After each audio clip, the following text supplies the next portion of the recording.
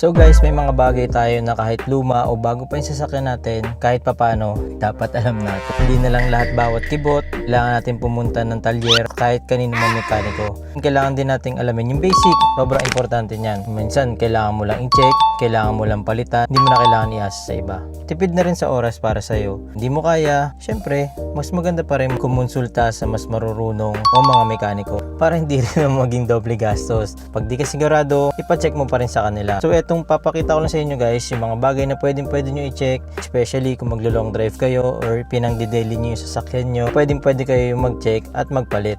So eto naman guys, yung mga bagay na pwede nyo i-check sa engine bay na sasakyan nyo. Sa engine bay naman, turo ko lang din yung mga basic na kahit paano dapat alam nyo. Yan, kung maayos naman yung PMS nyo lagi, up to date, basic lang yung kailangan nyo i-check sa engine bay. So ako, ito fluid, brake fluid yan. Dapat D-man max, monitor nyo kung nababawasan siya frequently. Nababawasan na yan, ibig sabihin manipis na rin yung brake pads nyo. Tapos ito, simple lang to pero mahalaga to pag nag-long drive tayo. Kung madumi yung windshield nyo, pwede nyo siyang tinisin. Wiper fluid. Tapos sa coolant, yan, ito. Kung may pang ilaw kayo or ito buksan nyo, check nyo na lang din. Meron din yung marker for minimum and maximum. Hanggang kalahati, pwede pa rin yun. Yung mga battery terminals, check nyo lang din kung may maluwag. Dapat lahat yan intact palagi. Tapos ito, itong engine oil nyo, pag malamig yung makina, kasi hindi nyo pa nagagamit, pwede nyo siyang i-check anytime yung level nya. So meron niyang indicator dyan.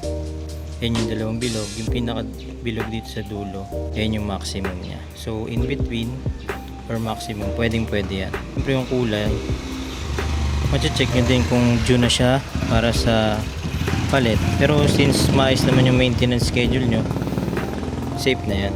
Tapos na tayo sa engine bay. So sa labas guys, dapat i-check nyo rin lahat. Lalo na kung nagsisilbing safety, especially mga ilaw. Yan, sobrang halaga niyan, lalo na kung nag-drive ka sa gabi. Kung check lang natin dito, kung pundido sila. Ito wala ang long drive, pwede mo i-check anytime yung headlight mo. Kung maganda pa. Yan, safe pa. Yan, kung may fog lights ka. Siyempre, park light. Pati yung turn signal.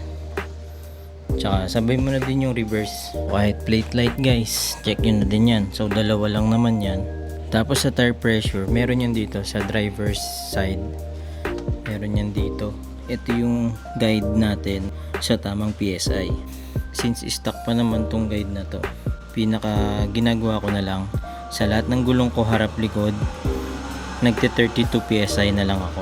Tapos huwag nyo kakalimutan guys yung spare. Baka naman kung kailanganin nyo na wala naman siyang hangin, yan sundin nyo na lang yan. So ang spare nya is 36 PSI. Tapos guys, baka nagpalit na kayo ng aftermarket wheels. So usually iba na yung sukat ng lug nuts nyan ha. Baka naman kampante kayo, nag-drive kayo tapos na-flatan kayo, hindi nyo matanggal yung lug nuts na ito. Kasi ang stock usually 19s sukat nito. It's no 19 yung stock wheels natin. Ito kasing aftermarket usually nasa 17s na lang yan. Ito sukat niya 17. Kaya baka wala kayong dalang sakit, hindi nyo matanggal yung mags nyo. May spare tire kayo pero hindi nyo masalpa kasi hindi nyo natanggal yung lug nuts. Yung wiper, baka na natakot ka ding i-check to kasi hindi ka marunong magpalit. Ganito lang yung kadali guys magtanggal. Ito sa akin, napalitan ko na yan. Ganito lang kadali yan guys. Tatanggalin nyo lang to. Ito yung sa may logo.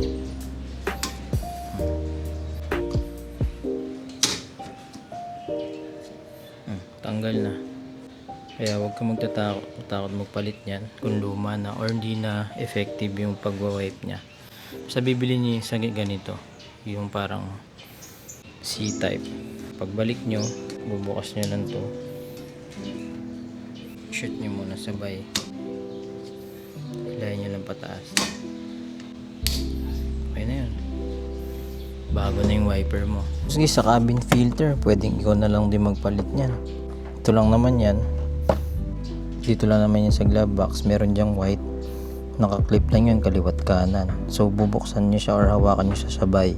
Kaliwat kanan. So pa yan guys. Baka mabali eh. Oh, ito na itsura nya no. Yan, press mo na yan sabay kaliwat kanan. Tapos filter. pwede mo i-check yan, baka meron ng sibilisasyon dyan eh. Diba? So dito rin guys, medyo pag mabaho na yung loob ng sakyan nyo, possible ito na rin yung dahilan. Sobrang dumi na yan, hindi na siya nakakahigop or nakaka-filter na maayos. Balik nyo lang kung okay pa naman, ganun lang ulit. Tandaan nyo lang kung paano siya chinik, tinanggal, ganun nyo lang din siya ibabalik. Dapat marinig yung tick sound para malaman nyo nakalak na. Balik nyo lang din ulit. Kawit lang yan, kaliwat kanan. Press nyo lang, papasok. Sabay lang din. Yes. Sa interior, check nyo lang din tong ilaw kung pundido na, kung kailangan nyo siya sa gabi.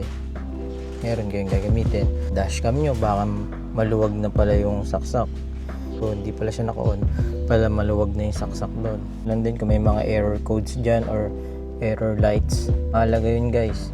Hindi nyo alam, may error or may issue na pala yung sasakyan nyo. Kahit bago pa yan, di may iwasan yan. No? O ito guys, yung mga bagay na di dapat nawawalan ng space sa trunk nyo. Kumbaga dapat lagi nyo silang dala. O sa trunk naman, sorry makahalat.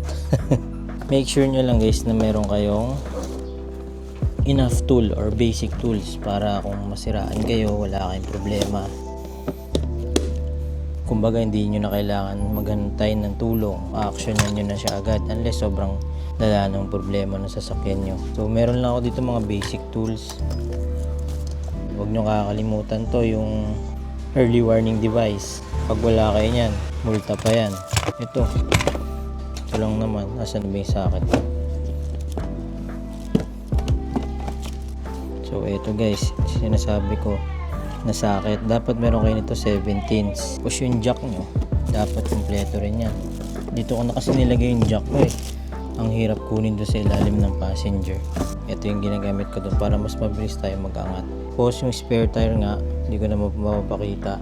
Dapat lagi may hangin yon. So yun lang guys, yung mga bagay na dapat kahit papaano alam natin. Lalong lalo na kung may sasakyan tayo, sarili man natin yan or sa family natin, na sobrang makakatulong, makakatipid ng oras, lalo na kung alam natin, di ba? So sa susunod nating vlog, sana madagdagan pa yung mga kaalaman natin. Kaya don't forget to like, comment, share, and subscribe. Yun lang, maraming salamat.